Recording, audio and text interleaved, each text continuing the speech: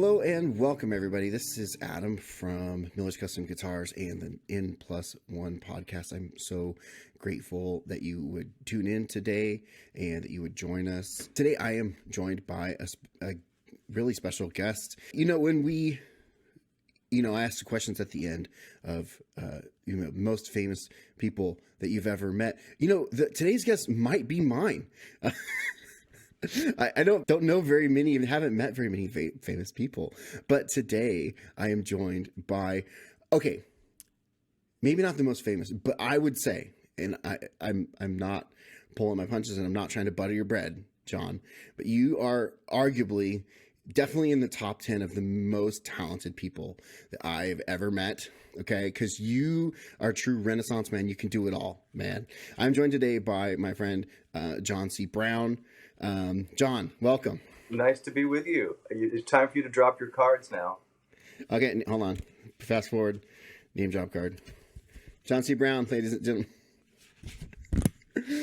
John C. Brown, ladies and gentlemen. Dang it, now they're out of order again. I always do this. Okay. Okay. I started numbering them, people. It doesn't help when you drop them. Yeah. Okay. Okay, name drop. Okay. John is kind of similar to last week's episode with Jed. I met John through the worship ministries at my old church, and similar to Jed, John is a fabulous musician and pianist. But John is a amazing actor, and one of the things that's kind of crazy about where we live, and maybe you can speak into this a little bit, John, that we live here in Sonora, and we have two pretty legit theater companies here in town. And what happens is that kind of attracts thespians, right? And so somehow or another, all of a sudden people who are actors live here, because basically year round there are legitimate pretty high quality theater groups that are putting on really high quality stage plays all year round, and I've gone to a couple of them, and every time, I mean, they're really high quality, and they always put on a great show. I've just people like John, Julie Ludlam, who I definitely got to get on the show someday. They end up in town, and I feel is that how you ended up here in town? Yeah, absolutely. I was living in New York, and I had done summer stock with a girl whose parents lived in Sonora, and they knew about the theater, and they were looking for an LM in Pump Boys and Dinettes, and LM plays the piano and sings. And the next thing I knew, I was in Sonora, and I just fell in love with California, right, and kept coming back. Like you say, it's year round. Suddenly it was February, and it was 70 degrees, and I thought, this is all right. Right. It's kind of there's businesses in this area where their whole recruitment strategy is you could do what you do, but live here. Some of the machinist shops, or some of the, we have a couple smaller tech firms, I know Front Porch, and they're hey, because we kind of live in the Bay Area's backyard, hey, you're going to visit, the foothills, or, hunting or camping. And, hey, you could live here and do some of that stuff. And they kind of got you. Yeah. You ended up living here. I just thought it was great, and the weather was good, and the work was good. And yeah, and that was in the year 2000. If anybody remembers that Brian sketch. Yeah. I wanted to get into it today. I've seen you in a couple things. Actually, I think we saw you in, was it The Sound of Music? Yes. Yes. And we saw you in The Sound of Music, which when I saw you in that, and it went long, they extended it. Was it once or twice that they extended it? Your memory about that would be better than mine. And when I said that, man, they extended it, and you were depressed because you were done with it by then or something like that. But my favorite part sometimes, a lot of the time, is putting the show together, overcoming the challenges, or figuring out how things are going to happen tech wise or acting wise. And then once the show is set, the challenge is gone to a certain extent, and I can get bored easy, which is why I'm on a tour right now, which is why it's great for me because it's always changing. The venue is always changing. How you get from your dressing room to the stage is always changing. The people that are helping you dress is always changing, and so that overcoming the challenge part is always in play. That's awesome, and I want to get into that a little bit more in a minute. But let's just talk about acting. And for our listeners and viewers, acting can be anything. It could be a commercial. It could be voiceover. It could be movies, TV. It could be theater, right? Heck, you could be just be in your living room with your kids, right? But I want to. What's that? Or at work with your coworkers. Hey, I'm in sales, right? Right? It could be anything. But I kind of want to mainly talk today about theater, and you do a lot of things, but I kind of want to direct our discussion to theater. So could you maybe give us a 5-mile overview of maybe what you would consider like a theater acting, like maybe like as you would just explain it to a 5-year-old maybe? Well, it involves actors on a stage and someone who's written the script that the actors are speaking and playing pretend, acting out. And then the other part of that, well, there's also people that are controlling the lights and people that make the costumes and people that make the sets and people that play the music in the case of a music show. Sure. And then there's always an audience, and that's the most important ingredient in any of this. We could all do all the tech and lights and acting and costumes we want, but if there's nobody to come see it, then it's all for naught. And there's a relationship, there's a transference of energy that happens in a night in the theater as it's a very human experience. This is maybe not for a 5-year-old, but it's people watching other people telling stories about what it means to be human. And that can be very powerful. It can be very entertaining. It can be very thought-provoking. It can be a combination of all those things and more. And there's just nothing like it. Amazing. So that actually is a perfect segue into the next question. And it's the question I always like to ask all my guests, which is, how did you get into it? How did little Johnny growing up look around and say, you know what, that's what I want to do? I mean, were you a theater kid? Did you go to a theater camp? When did you start wanting to act and be on stage? What was your gateway drug?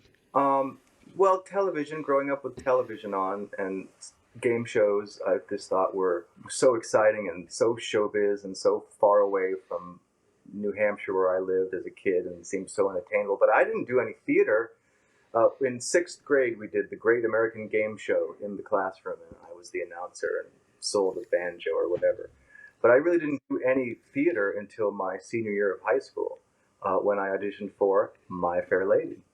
Ooh. Spoilers. I know, right? Suddenly I had a part, and I seemed like I had an inclination that I was kind of good, maybe, even though I was just doing a 17-year-old's impersonation of Rex Harrison. And then my parents were very supportive they definitely wanted me to have a backup gig, like a real job that might help pay the rent in case this didn't work out. But as it sort of started to unfold in front of me, they were able to encourage it and give me room to explore and to grow in it. And so, and I just kept doing it at higher and higher levels, and here I am. Nice. I feel like because acting can be so many different things, I feel like it's so easy for people to have their own ideas about what acting is or what it could be. When you talk to people about being an actor, in your experience, what are some misconceptions that you've come across that people have about being an actor? I saw that in your list of questions, and I don't know. Do you know what people think about misconceptions about actors? I don't know. Well, so, I mean, so you're not a Hollywood actor, right? So, Hollywood actors are all vain, stuck up, they're, well, okay. So, the check in the mirror, checking the reflection every 5 seconds, right? And, there's part of it, you have to make sure that you're fit for stage, right? So there's part of it that's kind of true. You got to make sure that your costume's right. and that, the hair is right or whatever, so I would say that might be something like, how true is that part of it? Does it carry over once you're off the stage? Are you looking in the mirror to For check, me, for me I haven't found that to be true about you, by the way. no, I definitely look at myself in the mirror, before I go on stage, and I definitely Mm-hmm. check to make sure my fly is up before I go on stage. And I think it depends on the person and the actor. And yes, Hollywood is a game, and my experience in Hollywood, and I was only there for 4 or 5 years, really in it. I just didn't. I didn't want to work.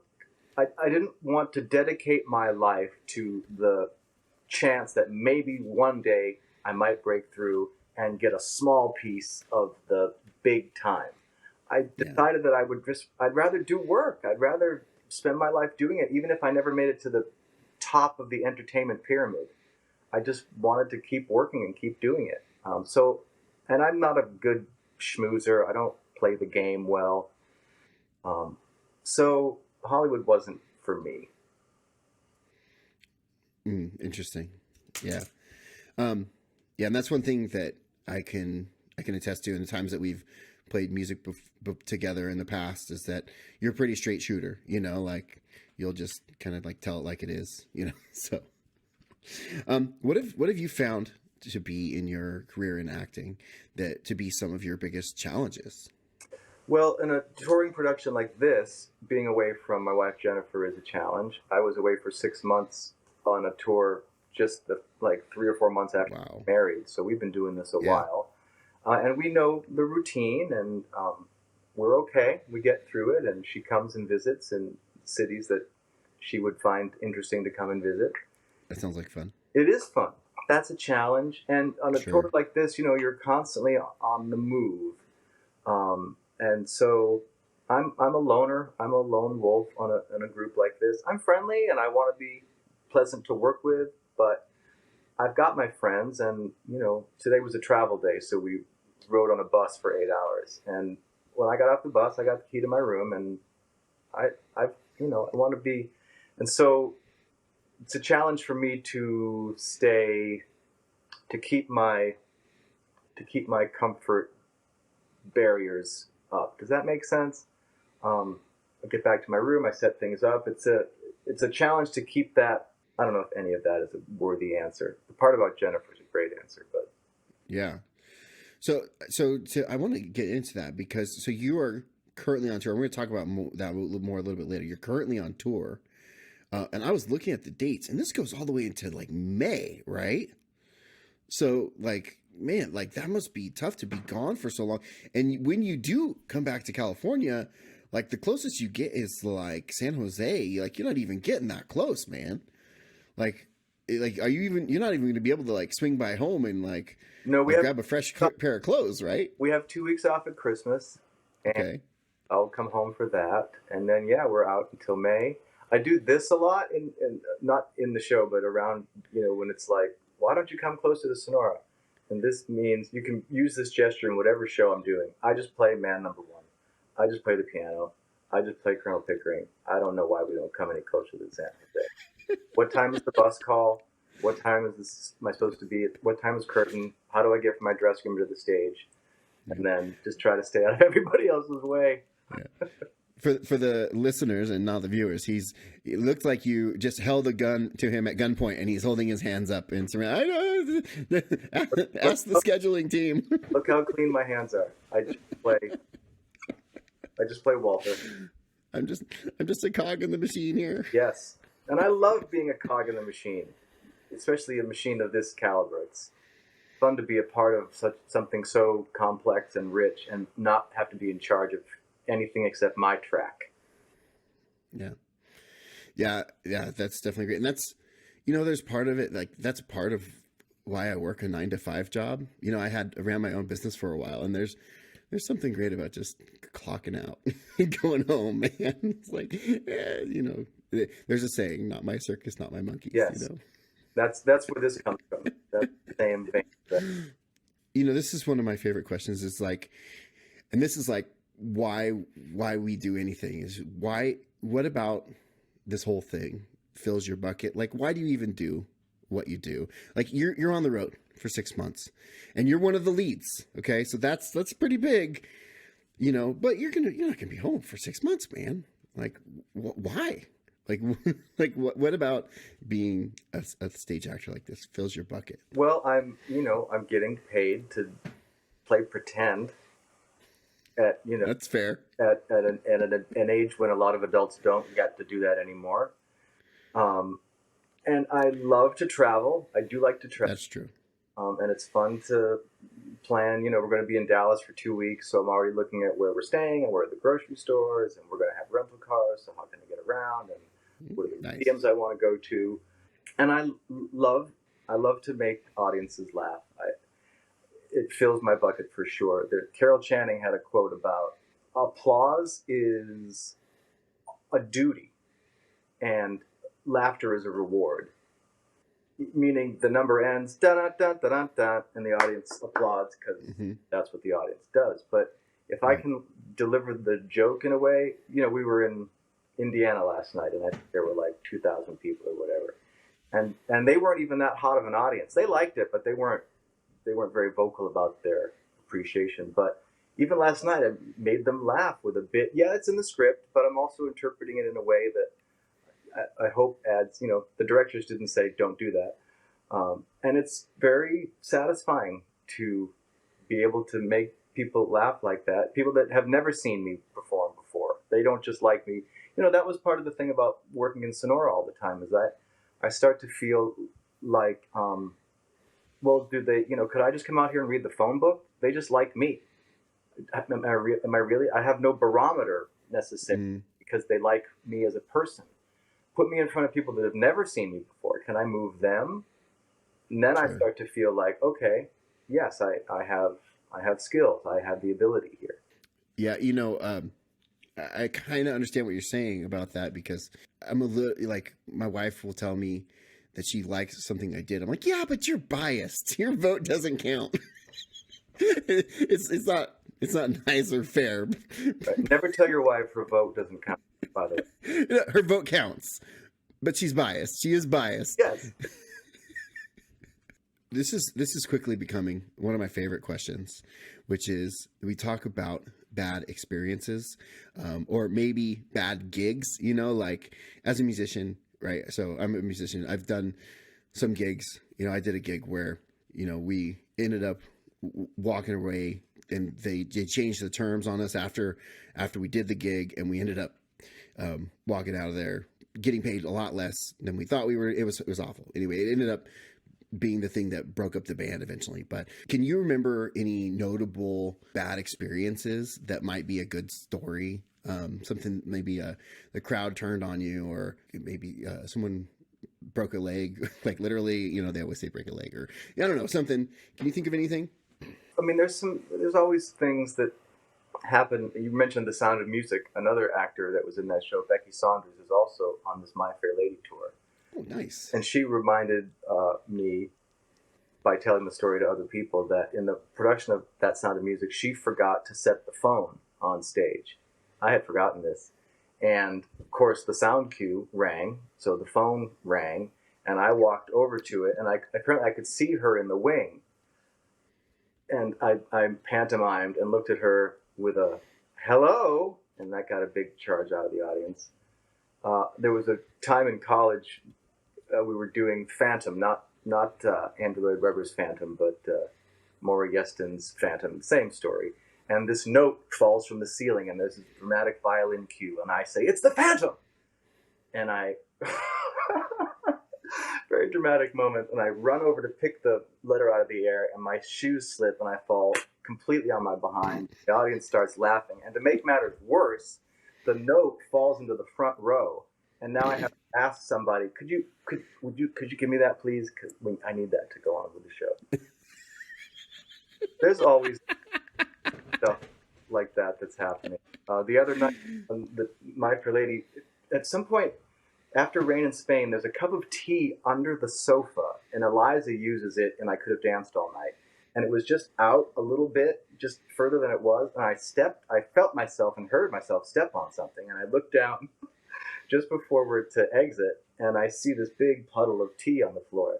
And then it's my exit line. So in my heart, I'm saying, oh, sorry, Maddie, about leaving you with the tea. But also I'm like, okay, your mess, not mine. Bye.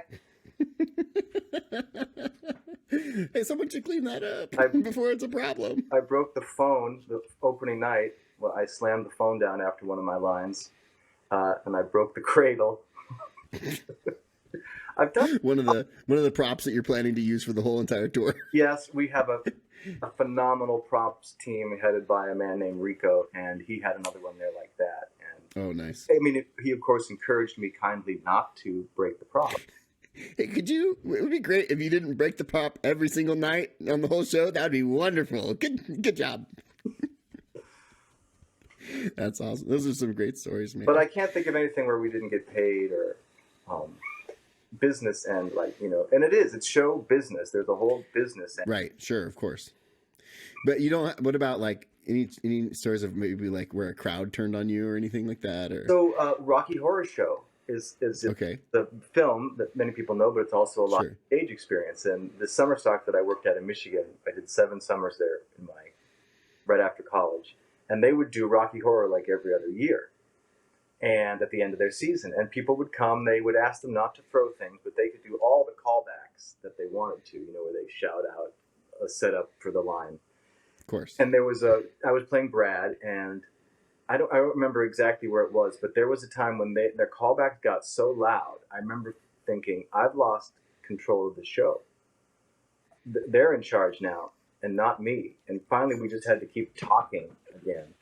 This wasn't me. This is another story. This wasn't me. This was on an Elf tour. We were playing St. Louis, and the Saints, I think, were even in the Super Bowl or on their way to the Super Bowl or something. Sure. It was probably on their way, I guess. I don't know a lot about sports.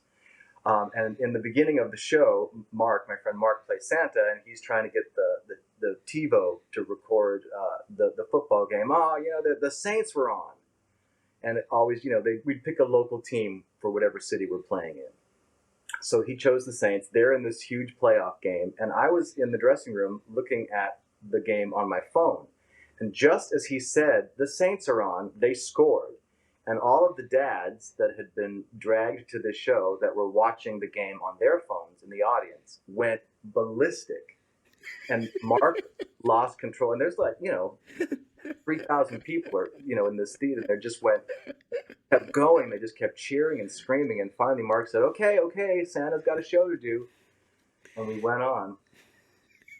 But that's awesome. They didn't turn on us. Another time I remember an audience reaction that scared me I was young. We were doing Babes in Toyland at Lincoln Center. Okay. And it was a dress rehearsal, I think, and they had invited school kids to come in and watch it. And there was these 2 henchmen, and I was the skinny one, and then there was the big, fat guy one. And he would flow out his arms and knock me onto the ground. And they laughed so hard as I'm lying on my back, I thought something was wrong. The noise of that many people laughing, that kids laughing that hard, it was like a roar. And I thought something had gone wrong. And then I realized, oh, they're laughing. Wow, that's cool. Nice. Never happened again like that in the rest of the run. Nice. I have a question. One question that I like to ask people is about like a do-it-yourself technique. Do you have maybe a technique that you maybe developed on your own, whether it's for preparing for a role or maybe memorizing lines that you developed on your own that you haven't seen other people do, and you feel like maybe your way is better, or I don't know, it's just something you taught yourself for in your methods? Well, I don't know that I taught myself. I'd like to be as prepared as I can possibly be. So when I show up, if I can be off book, meaning I know all of my lines, then we can start to really play. Because if I'm doing this and trying to act with you, but I'm reading the words, then we can't really do it because I'm doing this. So I like to try to get off book as quickly as I can. I don't know if there's anything I taught myself. Find your light, especially in a touring situation. What do you mean by that? Meaning, that find your light. Can you feel that you're not in the light? We've set this light, and you're like maybe 6 inches left or right of it. Can you feel? Oh, see, I thought you were being like esoteric. Oh, find your inner light, man. You got to find the meaning. No, you're like literally on stage. There's a light, and you need to be in it. When when Eliza comes in and for the dress, she's got her ball gown on. She comes to me. You know, we're parallel to each other, but there's light coming from the side of the stage, so we have to kind of. You can't really tell from the audience, but one of us, me, I just lean slightly up, so that she gets her face in the light, and I'm not putting a shadow on her face. See, that's a veteran move right there. You know, like a rookie might not think about that, or someone who hasn't been in it as long as you have might not realize So, that's you know, something. technical, but it is. It's because if the audience can't see you, Right. What are you doing? right? That's awesome. Cool. Anything else you can think of? I don't know. Just in terms of touring, you know, what I keep to myself and I pace myself. I want to see everything in every city. I want to go to all the places and I want to eat all the food. Okay. But You I also, can't do that on the first day. well, and I also have 8 shows to do, and we're going to play a lot of cities. And if I do that on every city, I'll, you know, the show will start to suffer because I'll just be exhausted. So I pace myself. I really got to pace myself and Yeah. try to get plenty of exercise as much as I can in the hotel room and just stay fit and focused and as stress free as you can. Because What do you do for exercise? Can I ask? yeah, so Jennifer found this when the pandemic hit and everything closed. She found this website called fitnessblender.com, and there are hundreds of free workout videos on their website posted on YouTube. And they call it Fitness Blender because it hits all sorts of disciplines, strength and cardio, and they do HIIT, and they do kickboxing and Pilates and some yoga, and they blend them all together. And then for like $20 or something, you can buy a program where they've strung 30 or so different videos together over the course of a month, and it gets you a program that's working all different parts of your bodies in all different ways. And it takes about 35 or 40 minutes. I can do it on my yoga mat that I bring with me. I've got some large water bottles that I empty out and then pack them and then fill them with water, so I at least have some sort of weight that I can carry that doesn't make my suitcase over 50 pounds. And it's just good to stay healthy and active, but also just for the stress of traveling. You know, we sat 8 hours in a bus today, and I came back, and Jennifer said, "You need to do this 15-minute lower back stretch on Fitness Blender," and I feel a lot better. Nice. One of the questions I like to ask people is about if you have any in your pursuits as an actor. Do you have any guilty pleasures, like something that if someone else saw you doing it, maybe they would bust your chops about it or give you a hard time, but you don't care because you do it anyway? Well, I have two answers that come to mind, and one is not on stage, but I love to have cookies and coffee for breakfast. Nice. Who doesn't? I mean, that sounds awesome. I my last contract before this ended at the middle of August, and I actually gave up coffee on a daily basis because on tour it can be hard to find good coffee, and it can also be expensive. You know, Sure. $3-4 a day for coffee, that adds up over time. But every once in a while, every couple of weeks or so, I will treat myself to a coffee and some cookies and just sit in bed and watch junk TV. Sounds delightful. On stage, and this is terrible, but and again, Okay, I want to hear it. well, Bring it, man. again, because you know the show is set, and now like all the discovery is, I get bored, and other people on stage are also clever, smart, intelligent people. So I like to. So sometimes we play a little bit, Sure. not in a way hopefully that the audience would ever notice. On Elf, there was there's office scenes, and there's all these desks and phones and. Who did you play on Elf? The James Caan role. It's a little bit different. Okay. Buddy's dad. It's a little bit different in the play than it is in the movie. He's not quite as mean Okay. in the play. But there's this opening number for him. It's not the opening number. It's his number. Introduces who he is, and all these people are signing documents and handing him folders. And inside the folders were lists of. So we have a crew of people that come with us on the show, but we also hire a team of locals in the wardrobe department and the lighting Sure. to because we can't just do it with all just the department heads that we have. So in these folders on Elf were lists of locals that had worked on past tours, just people's names and how much they had gotten paid for loadout. And one of the names was Cher Rainbow, Cher Rainbow. And one night, one of the ensemble girls comes up and gets me to sign something, and she circled the name Cher Rainbow. And we're like, oh, that's funny. And so the next night it's like, hire or fire Cher Rainbow. And the next night, I've got a note in there that says, from Cher, if I could turn back time. And then I go online and find a picture of Cher in a rainbow dress, and I slip that to her. And this starts to grow, and this Cher rainbow thing gets bigger and bigger. And then one night during sound check, I didn't do it during a show, but one night during sound check, the lyric is, I mean, flying reindeer, let's get real. And I sang, I mean, flying rainbows, let's get real. And everybody howled with laughter. And I thought, oops, I didn't even mean to say that. We need to ratchet it back. So just a couple of nights ago on My Fair Lady, when Higgins is talking about the ball and what's gone on at the ball, the maids are around me and we're turning to each other, and I had been very much in character. Yes, that's what he said. And she turned to me the other night and I said, you know, I've always loved you. And that's about all of the time we have together. And she turns back and now she's laughing. And we talked about it later, and I said, I have to be careful, Megan, because I know I'm dangerous that way, and I feel like you're dangerous that way. So maybe once a week we could find something fun to say to each other, and we could take turns who can fill that moment. But I'm afraid of where that's going to grow, especially this early in the run. Yeah, especially when you have 6 months to potentially sabotage. And I could go there, man. I know I could go there, and let's not even get close to that edge. Yeah, that's awesome.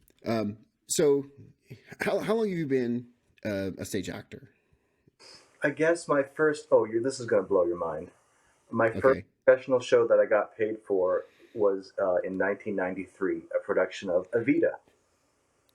And nice, yeah, Evita. Yeah, I loved it. It was great, and they brought in these New York people to play Ava and Che. And fast forward now, however many years to today, and we're doing My Fair Lady, and here's the cast, and everyone's fine, and I'm talking with people, and another mutual friend, Michael, says to me, hey, you know, Kevin, who's in My Fair Lady, Kevin said that he played Che a lot in Evita back in the day. And the gears started to click, and sure enough, I got Jennifer. I said, "Can you drag out that DVD?" It was VHS, and I put it on DVD of Evita. She puts it in the DVD player, and she holds up the FaceTime to the TV screen. And so then I wrote Kevin in our cast. I was like, "Did you play Che in a production of Evita in 1993?" And he's like, "Yes, I did." And so I'm working again with Kevin O'Neill. He's obviously a much older actor now, as am I. But this incredible full circle moment. Full circle. He said, "What did you think of me when in Evita?" And I said, "I wanted to be you. You were the thing. You were who I wanted to be. You came in from New York. You knew your stuff. You nice. Rocked it. Isn't that crazy?" And now we're working together. That's amazing. That's an amazing story, and that's not even why I wanted to ask you. I just wanted to say, since the time you've been an actor, that's an amazing story. So that's what, almost 30 years? Yeah. You're pushing 30 years. In your 30 years of being a stage actor, what would you consider your maybe crowning achievement, or your favorite or your best moment? You look back and you just say, man, that was the thing that I'll remember as just the best time, or man, that was just so good. I think it's like asking a parent which child is their favorite. Oh, I got one. No, I'm just kidding.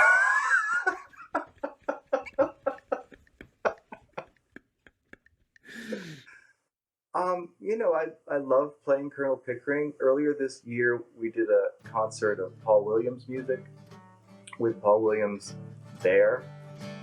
That's cool. It was very cool. He said and reacted very complimentary to the things I was doing. And that was huge for me. But I don't know, I've been so grateful just to keep doing it, and to be able to keep doing it, and to be able to put food on the table by doing it. They're all fun, you know? Man, this is such a great conversation with John, but I wanted to take a second to give you this week's sponsored segment. I don't have proper sponsors yet, but I've been taking the time to promote a couple things that are important to me, like my wife's tutoring business or my own guitar setup business. I even one time promoted my daughter's very small but very fun YouTube page, and I mentioned that, and my son gave me the excited eyes. So I said to him, Zeke, would you like me to promote your YouTube page? And he gave me the excited eyes again. So I will take this minute to tell you that this week's episode is brought to you by the YouTuber Stream It All. My son Zeke runs a very small YouTube page called Stream It All, where he does video game videos, mostly Minecraft, but he does other things like Terraria and other things. He shows off some mods he's been working on, and I don't know, they're kind of fun. I enjoy them. But you can go over there and check him out, give his videos a bump. We'll put the link in the show notes. You can go check those out if you are interested. He edits his own videos. He does all the work himself. I don't help him at all, so he is learning how to do that all on his own. Also, I always want to remind everyone to make sure to, however you are getting this podcast, whether it's on YouTube or in whatever podcast feed, whether that's Apple Podcasts or Stitcher or Spotify or Audible or iHeartRadio or however you're getting this podcast, we'd really appreciate it if you gave this podcast a review, like a thumbs up or a heart or a like. However your podcast host does that, it would really help this podcast to rise in the ranks, to get noticed, to get seen or found by others. And also, it would be really helpful if you could give us a review. And that is especially important on Apple Podcasts. If you're listening on Apple Podcasts, just go on and give us a review. 5 stars would be awesome. I'd really appreciate that. The host is really great looking.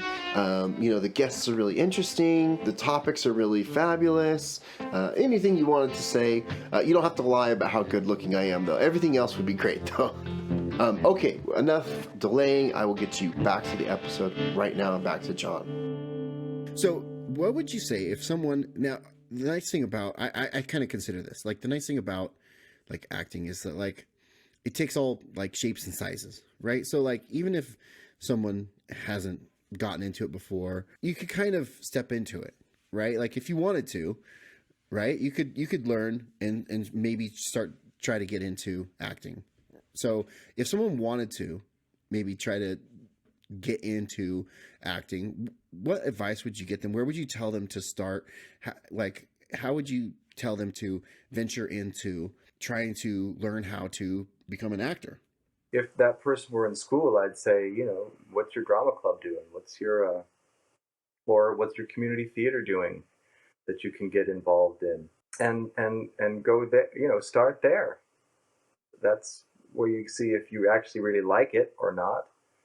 And then how much you like it. Some people, that's enough. I worked at a theater in Pullman, Washington recently, very small time thing, and they brought in a few of us to play the leads. But just terrific people, and that was like, she was okay with her day job and then coming in to do this. That she understood that it didn't have to be a career for her. It was enough to be a pastime, but more than a pastime. And just get your feet wet and see if you like it. Acting technically is about listening, as far as I'm concerned. Learn your lines, know your cues. That's the other thing. My first thing I do is learn my lines, but it's also important to know not just when the other person stops talking, but what's your cue? What is actually their last word? And then you're just reacting. You're just listening and you're reacting. I like to say that the amateur rehearses until they get it right, and the professional rehearses until they can't get it wrong. So no matter what, as long as you know your cues, no matter what they're throwing at you, you're able to give it back because you know the words. And now we're just having a human connection moment together. I'm not thinking about how am I going to say this line, or I'm thinking about what do I want out of them, listening to the other actor, and I'm telling the truth back to them and listening in that moment. That's what's fun about acting, because sometimes that might be slightly different every night. I had an acting teacher once said, if you memorize your lines, it's like saying, I'm going to catch the ball up here. And you toss me the ball, I'm going to catch it up here. And you toss me the ball, I'm going to catch it up here. Well, what if one night they roll the ball across the floor and you still go to catch it up here? You're not listening now. Does that make sense? That makes perfect sense. That's amazing. And that's a great analogy. I love that about the craft, because it will be. And especially on a tour like this, we're auditioning audiences every night, essentially, because audiences have a line. They'll have a laugh, they'll applaud, they'll gasp, and Wow. like another character speaking. You know, you have to wait for them to have their reaction, to have their moment, for that energy to continually sort of loop through the theater. That's so interesting. I never thought of it as so interactive like that. That they're literally, the audience is part of the show. Especially, They're literally a part of their character in the show. absolutely, absolutely, and they can inform the whole. Becky and I were playing a scene. I love working with Becky. She's she's listening. She knows her words, and she's just listening. And so we're playing a scene together, which we've done in rehearsal a dozen times, and we're at a place where everybody was happy with it. And suddenly we get this reaction from the audience, and it changes. It changes for us, and now it's a whole other scene than I thought it was going to be, and she too. And it was fun in that moment to realize, oh, hey, this is different. Let's ride this wave. Yeah. And obviously, I mean, it makes sense because I've experienced that in music, right? You know, if you're like leading worship, you know, then maybe the worship goes someplace you didn't expect, or if you're doing a gig and the crowd's super into it and you decide to take the music somewhere it doesn't go. But it didn't click with me that if you're in a play that would be all the case also. That's amazing. So I have a question now, and we didn't talk ahead of time to maybe set something up, but I've been doing a segment on the podcast called Let's Get Into It, where we've been doing the thing a little bit. And I was wondering if there was anything that we could get into about acting. You know, I mean, obviously you didn't like send me a script or anything, so we're not going to be running lines. Right. But I was wondering if that would be really cool. But I was wondering if there was anything that you could do with me in just a couple minutes that could help us, or any tips or tricks that you could show us in just a couple minutes. And if not, it's fine. But I was wondering if you had any thoughts or ideas about that. Well, there's this technique. This Sanford Meisner, I think was his name, was an acting coach of legendary proportions, and I'm not sure how this originated, but there's this Meisner exercise where we just pick a word. Okay. Pick a word, Adam. 7. Feather, you said? 7, the number 7. 7. Okay. So now we're going to have a scene where all the dialogue back and forth with us is the number 7. You ready? Okay. 7. 7. 7. 7. 7. 7. 7. 7. 7. 7. 7. 7. So you get the idea? That's awesome, dude. That's cool, man. Yeah. And then there was another, okay. Oh, real quick, hold on just a second. For the audio only listeners, Yes. I recommend going and watching that on YouTube, because that's going to be worth a watch. Because there was acting involved. I'm pretty much sure I only said 7 and nodded and shook my head, and John did actual acting.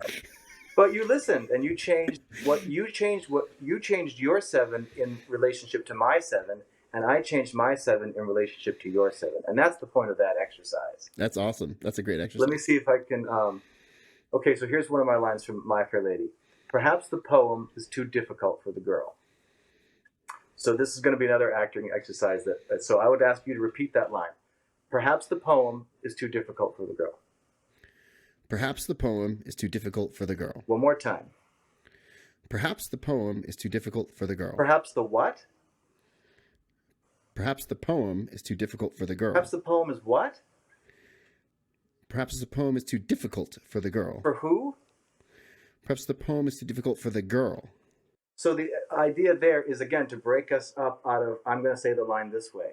And who knows what the right choice is? Sure. But it's a technique to break you out of the say the line. This is the way I say the line. And That's awesome. I found that very frustrating. That was a college professor that did that, but in hindsight now, I love it. And I do it to myself if I find myself, and sometimes I am. There's a line. I have an old school chum who works at the home office. Perhaps he can help. And then a couple of nights ago, I was like, perhaps he can help. And then I thought about it, and I was like, no, it connects with, I have a friend. Perhaps he can help.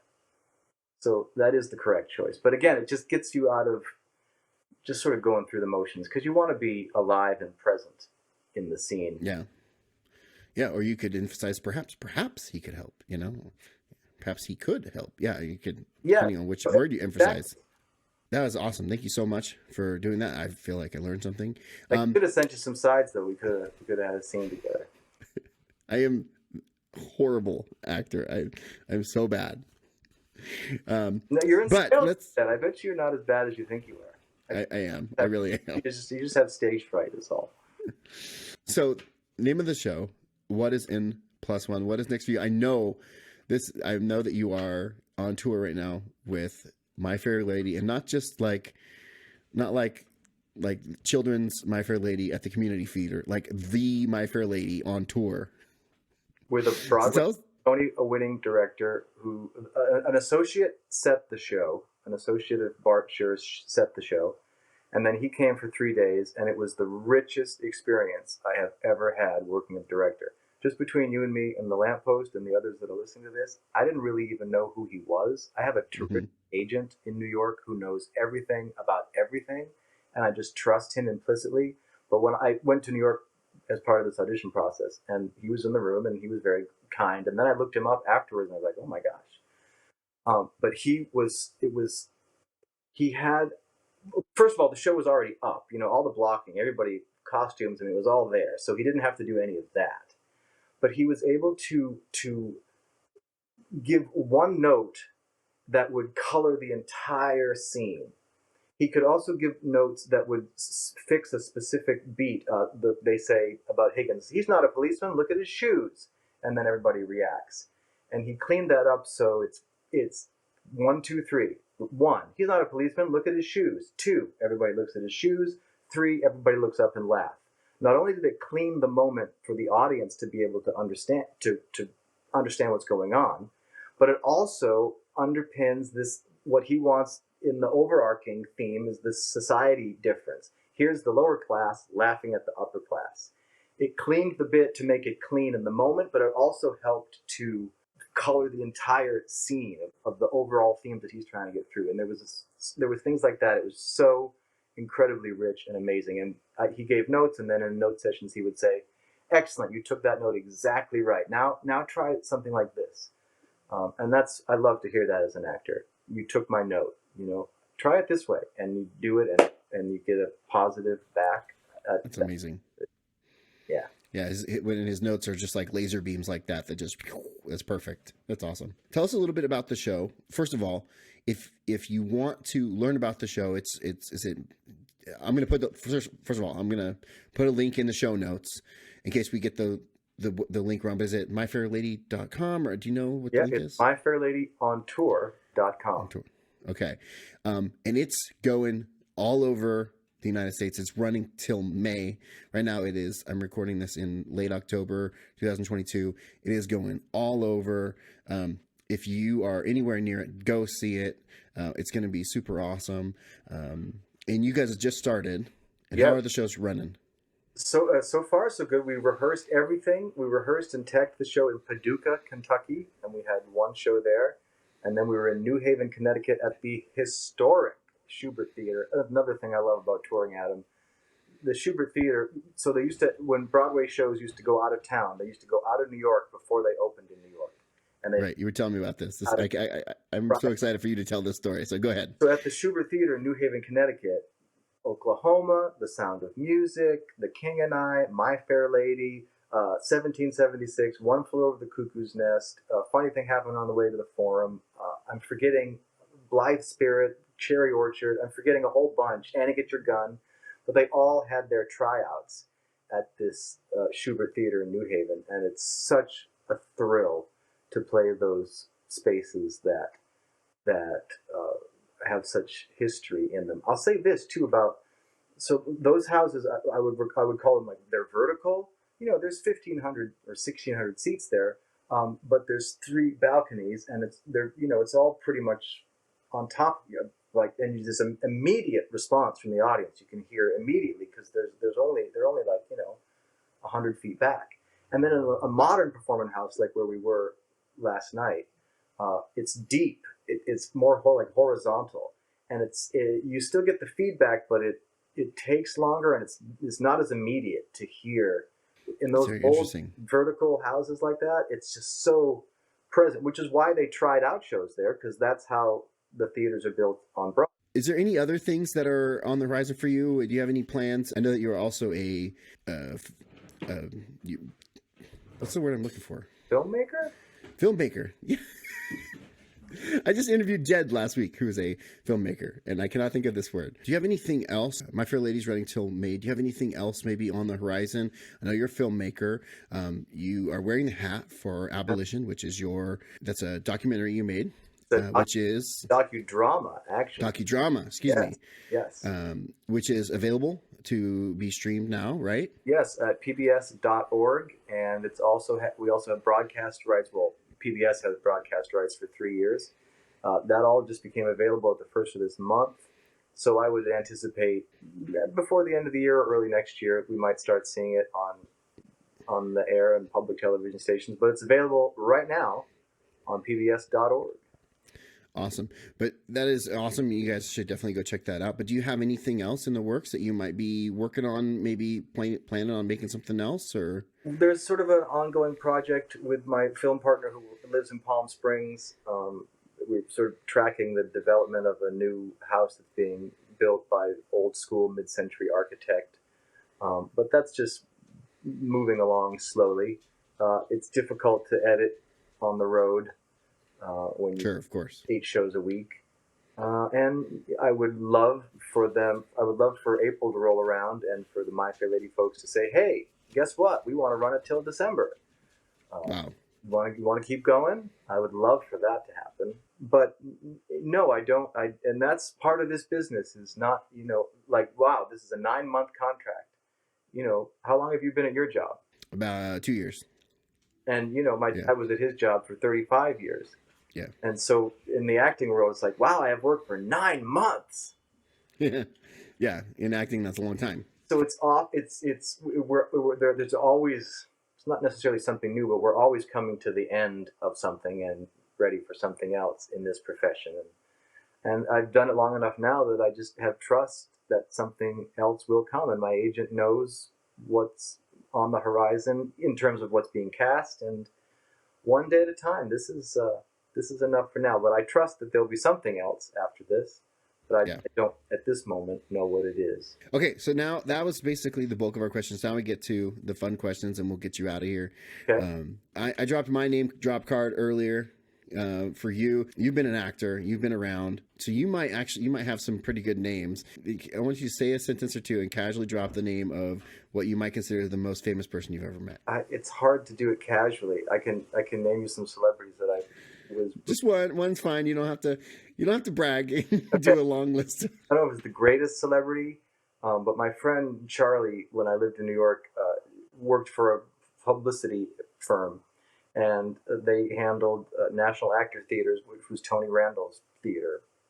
And I often would go in and help at events, just as a underling. And we were at Sardi's one night, and it was the opening night of Sunshine Boys, and I had seen it, and Jack Klugman and Tony Randall were both in it. But by the way, nobody in the ensemble of My Fair Lady who's under 30 years old knows who these people are anymore, but that's something for another time. But anyway, I was I don't know what I was doing, but I was going up and down the elevator, and at one point the elevator doors opened, and there was Tony Randall and Jack Klugman, the odd couple, staring me in the face. And they said, "Is this elevator going down?" And I actually think I was going further up, but I said, "This elevator is going wherever you'd like it to go." And they got in, and we rode the elevator down together. Awesome. Name drop card. Thank you. I meant to actually cards out of order at the beginning, not to drop a name. I just meant that's your shtick on your show, is to drop your questions and they get all out of order. Yeah. I did number them, so if they get out of order, I can find them again. This is actually my favorite question. This is like the whole excuse for me to even have a podcast in the first place. What is your all-time favorite cartoon theme song? I'm gonna have to go old school with Top Cat. Do you remember Top Cat? Top Cat? No, I've never heard of this one. I'll have to look it up. The most effectual Top Cat. I think it's C. C sharp diminished, D G7. Top cat, the most effectual leader of them all. He's the top, he's the VIP, he's the championship. A7, he's the D7 most tip top. G7 top cat C. That was amazing. That was wonderful. I don't know if those guys, right. Guys, I told you, John C. Brown is one of the most talented people I've ever met. Not only did he remember the lyrics, he also knew the chords, sang the song, and gave us the chords. John, thank you so much for joining us. This was delightful. You are a delight. And if you are in a town that is like anywhere near like biggish town, My Fair Lady's probably coming to your town. They're going all over the United States. Go see him. He's probably awesome because he's awesome. Does that make any sense? I don't know. John, thank you so much for your time, buddy. You were awesome. It was great talking to you. I miss seeing you around, and I wish you well in your show. Where can people connect with you? Are you follow you on the Instagrams or the? Oh no, I have a Facebook account, but that's it. Okay. But no, we just had a social media event. You know, the people that manage the social media for the show came, and I was one of the people they didn't want to talk to because we had to fill out a questionnaire, and I was like, I don't have Instagram, I don't have Twitter, I'm barely on Facebook, I can't do your takeovers or your live shout outs, so they gave me a pass. If you want to follow John C. Brown, go see My Fair Lady. It'll be worth it, I promise. Well, this has been Adam from Impulse One Podcast, and this has been wonderful. Thank you so much for tuning in, and until next time, don't be a jerk.